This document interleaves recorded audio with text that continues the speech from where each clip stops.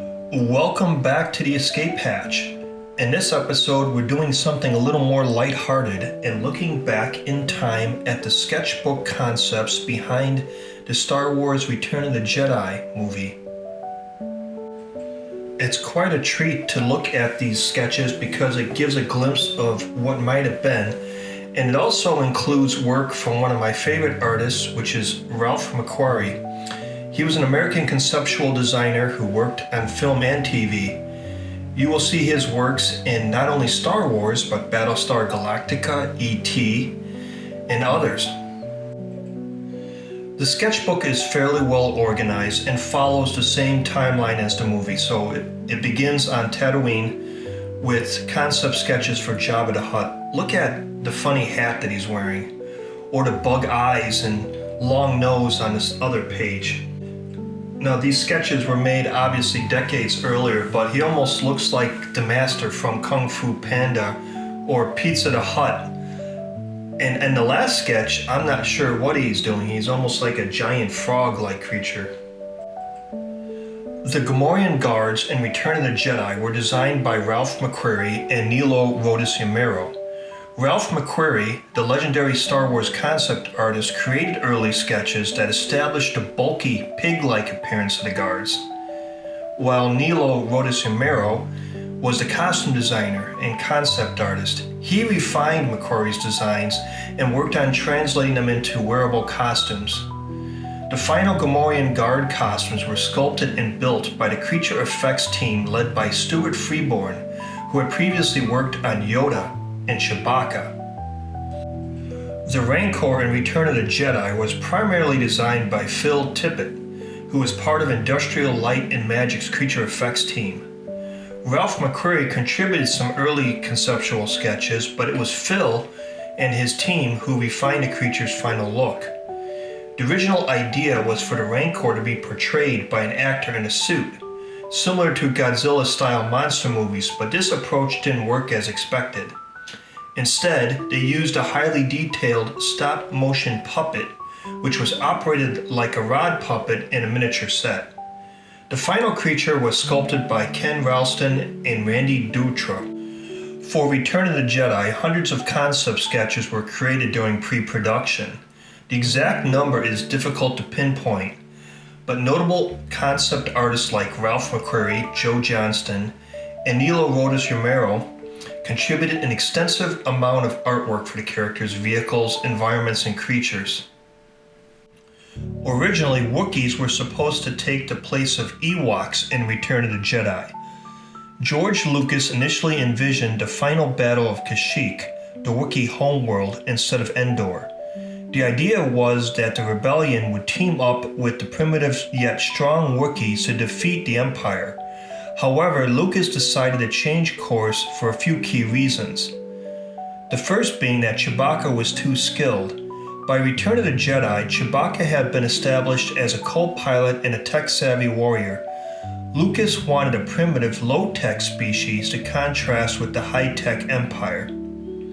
There were also budget and storytelling concerns. Instead of creating Kashyyyk, Lucas opted for the forest moon of Endor, which was easier and cheaper to film in the redwood forests of California.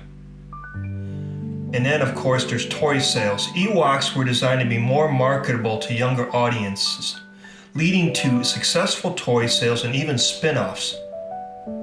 So rather than making Wookiees the underdogs, Lucas split the idea. Chewbacca remained a tech-savvy Wookiee while the Ewoks became the primitive, underestimated warriors who helped defeat the Empire. The idea of the speeder bikes in Jedi was to create a high-speed chase sequence that felt like a dogfight through the trees, essentially bringing the excitement of aerial combat down to ground level. Influenced by motorcycles, George Lucas and the design team wanted something that felt fast and dangerous, similar to motorcycle chases but in a sci-fi setting. The lean-forward design of the speeder bikes was inspired by cafe racer motorcycles and jet skis. In Ralph McQuarrie's early designs, they were bulkier, but Joe Johnston refined them into the sleek, agile vehicles seen in the film. The speeder bikes were designed to highlight the Empire's advanced technology, allowing scout troopers to patrol Endor quickly. They also emphasized the Ewoks' low-tech versus high-tech contrast, as primitive traps ultimately took them down. The second Death Star was designed to be a larger, more powerful version of the original, reinforcing the idea that the Empire was still a dominant force despite the destruction of the first Death Star. The partially constructed look added to its ominous presence and served as a visual metaphor for the Empire's desperation to complete its ultimate weapon before it was too late. Joe Johnston was the primary designer behind the Imperial Lambda-class T-4A Imperial shuttle.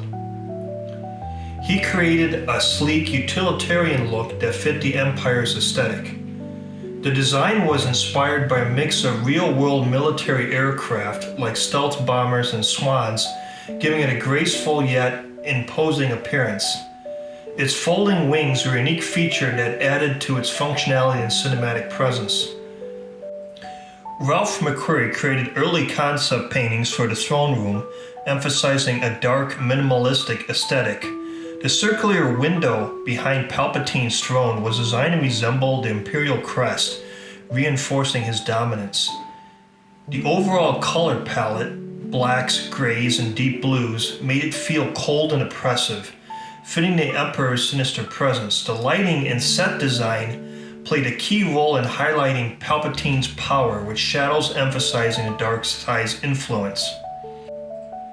The ships of the Rebel Alliance were designed to appear cobbled together, diverse and practical, reflecting their underdog status. The designs are rounded, asymmetrical, and modular, emphasizing adaptability in a more natural, evolving structure.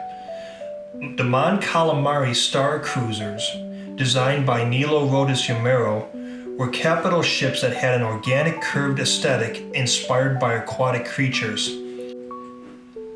This is my favorite page in the book, where not only are they showing the B-Wing fighter, but they're showing the comparison of the speed and maneuverability of different spacecraft, setting up the imaginary rules of their universe.